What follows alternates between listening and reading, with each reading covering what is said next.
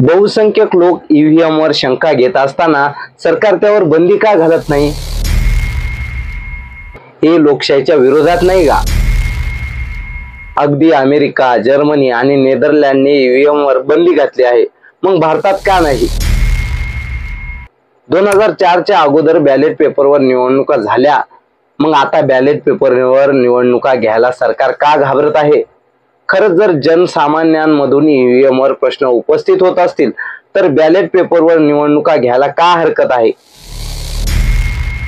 आणि हे असं जर होत असेल तर खरोखर लोकशाहीचा गळा घोटला जाणार नाही का? हा गंभीर प्रश्न आहे. अशातच आत्ताच्या घडीला ही बातमी येत आहे की ईव्हीएम मध्ये घोटाळा केला तर बदला घेतल्याशिवाय राहणार नाही. मुख्य निवडणूक आयुक्ताचा मर्डर करेल अशी माजी मंत्री सावजी यांनी धमकी दिली आहे. ईव्हीएम वर नेहमीच प्रश्न उपस्थित होतात. जनसामान्यांचा खरंच ईव्हीएम वर विश्वास राहिलेला आहे का? नमस्कार, मी आकाश पाटील आणि आपण पाहत आहात आधुनिक केसरी. खरं तर भारतीय निवडणूक आयोगाने 1977 मध्ये ईव्हीएम वर काम सुरू केलं. त्यानंतर 2004 च्या सार्वत्रिक निवडणुकीत सर्व 543 लोकसभेत त्याचा वापर झाला. मतदारांना त्याच्या पसंतीच्या उमेदवाराच्या मतपेटीत पूर्वी छापलेल्या मतपत्रिका टाकायची होत्या. त्यानंतर निकालाच्या दिवशी या मतांची पूर्ण मोजणी व्हायची. मात्र 2004 नंतर जेव्हापासून निवडणुकीत ईव्हीएम आले त्यावर विरोधी पक्षांनी प्रश्न उपस्थित केले. काँग्रेसची सत्ता आली तर बीजेपी त्यावर प्रश्न उपस्थित करत असे आणि बीजेपीची सत्ता आली तर काँग्रेस त्यावर प्रश्न उपस्थित करत असे. एकंदरीत ही प्रथा बऱ्याच काळापासून सुरू आहे, फक्त किरदार बदलत राहिले. 2009 च्या लोकसभा निवडणुकीतील पराभवानंतर भाजपनेही ईव्हीएम वर प्रश्न उपस्थित केले होते.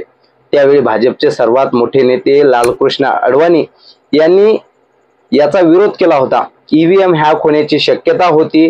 निवडणूक आयोगाला औपचारिक पत्र लिहिले. ईव्हीएम ऐवजी जुन्या पद्धतीने म्हणजेच बॅलेट पेपरने निवडणुका घ्याव्यात अशी मागणी करण्यात आली.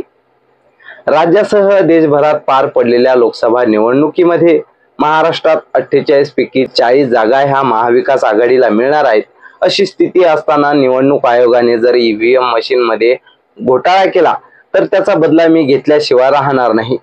राज्यातील सर्व मतदारांच्या वतीने मी आपला मर्डर करेन अशी थेट धमकी राष्ट्रवादी काँग्रेसचे माजी महसूल मंत्री सुबोध सावजी यांनी देशाचे मुख्य निवडणूक आयुक्त यांना दिली आहे.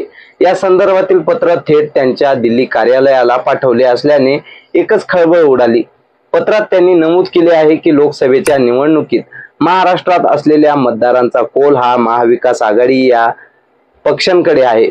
या आधारे एकूण 48 जागांपैकी 38 ते 40 लोकसभेच्या जागा या महाविकास आघाडीच्या येणारच. परंतु जनतेच्या व माझ्या मनात संशय आहे की आपण ईव्हीएम मशीन मध्ये घोटाळा करून लोकांच्या मतदानाचा लोकशाहीचा गळा घोटणार आहात.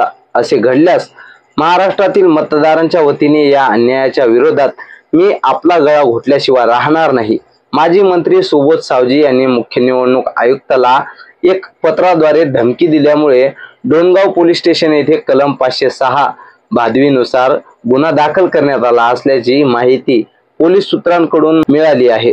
सद्य परिस्थितीतही बहुसंख्य लोक ईव्हीएम वर शंका घेत असताना सरकार त्यावर बंदी का घालत नाही? हे लोकशाहीच्या विरोधात नाही का? अगदी अमेरिका, जर्मनी आणि नेदरलँडने ईव्हीएम वर बंदी घातली आहे, मग भारतात का नाही? 2004 च्या अगोदर बॅलेट पेपरवर निवडणुका झाल्या, मग आता बॅलेट पेपरवर निवडणुका घ्यायला सरकार का घाबरत आहे? खरंच जर जनसामान्यांमधून ईव्हीएम वर प्रश्न उपस्थित होत असतील तर बॅलेट पेपरवर निवडणुका घ्यायला का हरकत आहे? आणि हे असं जर होत असेल तर खरोखर लोकशाहीचा गळा घोटला जाणार नाही का? हा गंभीर प्रश्न आहे. तुम्हाला या प्रकरणावर काय वाटतं हे कमेंट करून नक्की सांगा. व्हिडिओ आवडल्यास लाईक करा आणि जास्तीत जास्त शेअर करा आणि आमच्या YouTube चॅनलला सबस्क्राईब करायला विसरू नका. धन्यवाद.